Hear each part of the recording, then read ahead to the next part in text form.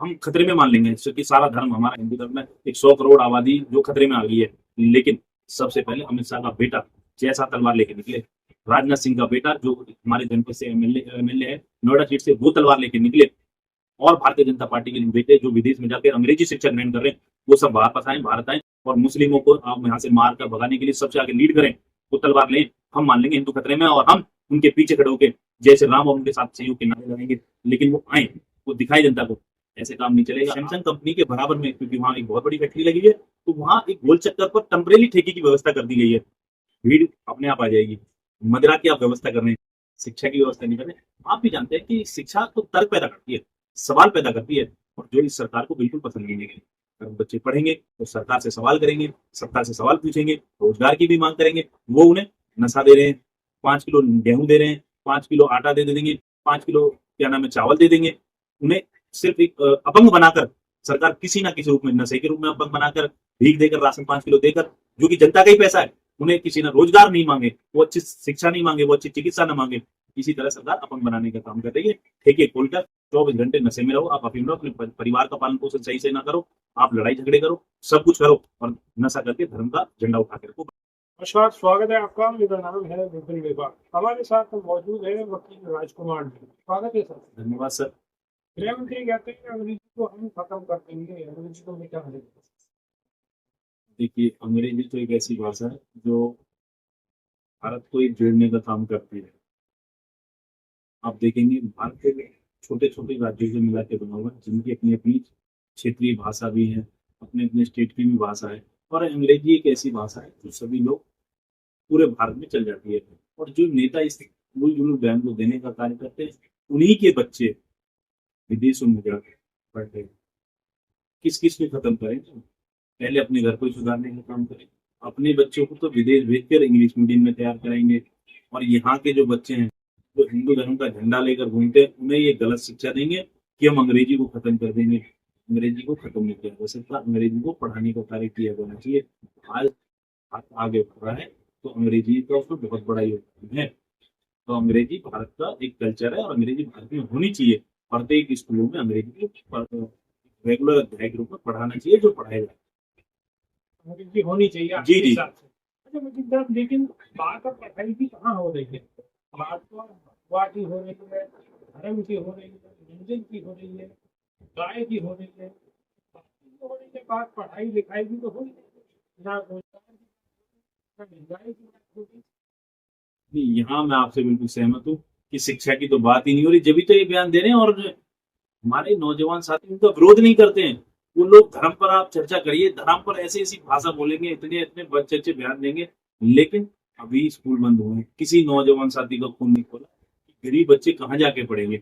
आपने स्कूलों को बंद करने का काम किया, आपको व्यवस्था करनी चाहिए ना। आपकी उंगली खराब है तो आप गर्दन नहीं काटेंगे, आप उस उंगली का ट्रीटमेंट करेंगे। आपके स्कूल में बच्चे कमा रहे हैं, वहां समीक्षा कराइए किस वजह से बच्चे कमा रहे हैं। आपको उन स्कूलों को मर्ज करना था तो व्यवस्था कराइए, बस की व्यवस्था कराइए और एफिडेविट लीजिए कि कोई भी बच्चा स्कूल से वंचित नहीं रहेगा। उनके लिए व्यवस्था होगी, उन्हें उस जहां भी आपका स्कूल है वहां दूसरे स्कूल में जाने की व्यवस्था होनी चाहिए। एक अच्छी व्यवस्था के तहत ही आप इस तरह के कार्य करते हैं। लेकिन आपने जो बात की कि गाय की बात हो रही है, धर्म की बात हो रही है, और एक हम ये कह रहे हैं आजकल अफीम बांटी जो जा रही है भारतीय जनता पार्टी द्वारा नौजवान साथियों को, जो अफीम बांटी जा रही है कि भाई आप जो धर्म का झंडा उठा लो, हिंदू धर्म खतरे में है।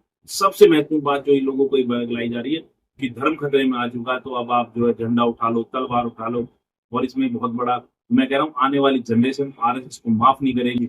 उनके चीफ मोहन भागवत जी के, हम तो सभी धर्मों को साथ लेके चलेंगे, और पीठ पीछे वो धर्मों को लड़ाने का कार्य कर रहे हैं।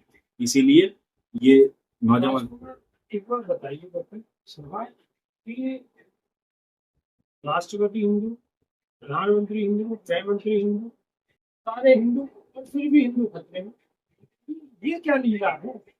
नहीं, यही तो हम बताना चाह रहे हैं कि हम खतरे में मान लेंगे क्योंकि सारा धर्म हमारा हिंदू धर्म है। एक 100 करोड़ आबादी जो खतरे में आ गई है। लेकिन सबसे पहले अमित शाह का बेटा जैसा तलवार लेके निकले, राजनाथ सिंह का बेटा जो हमारे जनपद से एमएलए है नोएडा सीट से, वो तलवार लेके निकले। और भारतीय जनता पार्टी के बेटे जो विदेश में जाकर अंग्रेजी शिक्षा ग्रहण कर रहे हैं, वो सब वापस आए, भारत आए और मुस्लिमों को आप यहाँ से मार कर भगाने के लिए सबसे आगे लीड करें, वो तलवार लें, हम मान लेंगे हिंदू खतरे में और हम उनके पीछे खड़े होकर जय श्री राम और उनके साथ सहयोग के नारे लगाएंगे।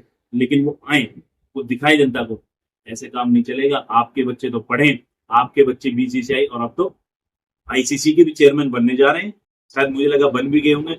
आप तो क्या नाम है, राजनीति करेंगे, आप बिजनेस करेंगे और हम लोग हिंदू धर्म का कटोरा लेके इधर उधर की धर्म खतरे में, धर्म खतरे में।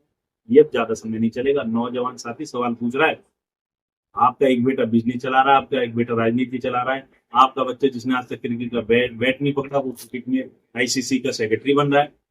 सभी भारतीय जनता पार्टी के नेताओं के आप देखेंगे उठाकर तो सब सेटल हैं, लेकिन धर्म किसका खतरे में?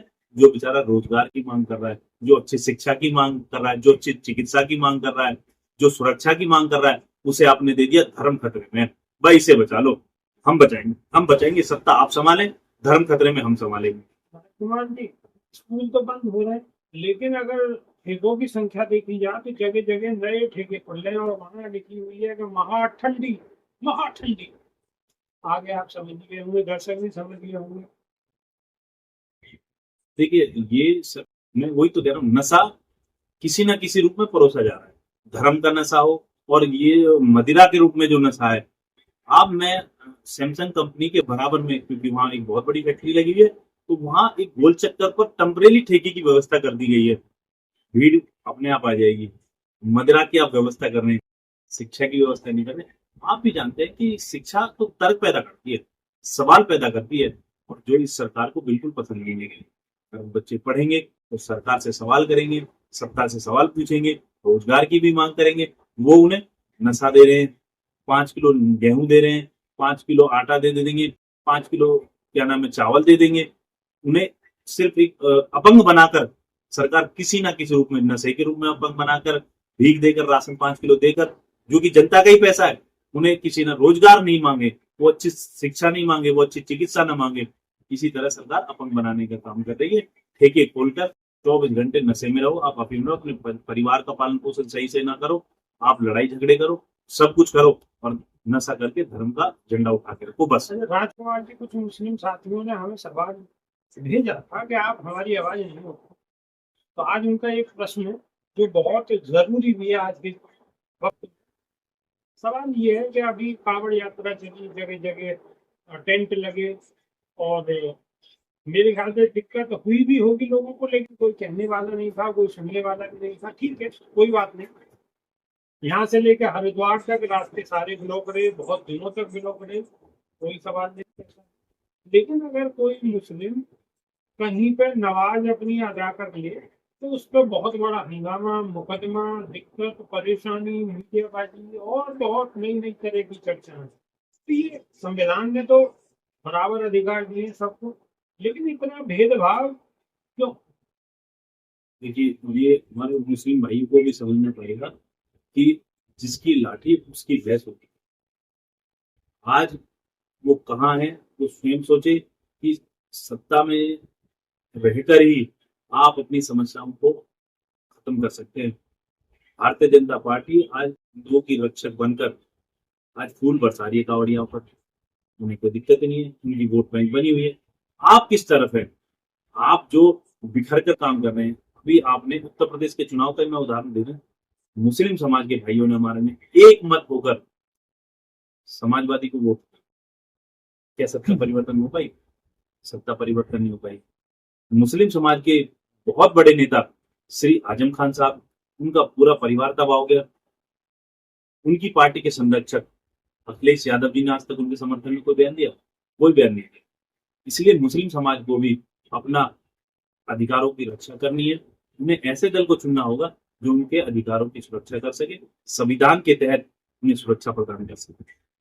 मुस्लिम समाज को सोचना होगा कि वो उनके हितों की रक्षा कर सके, उसको उन्हें चुनना होगा।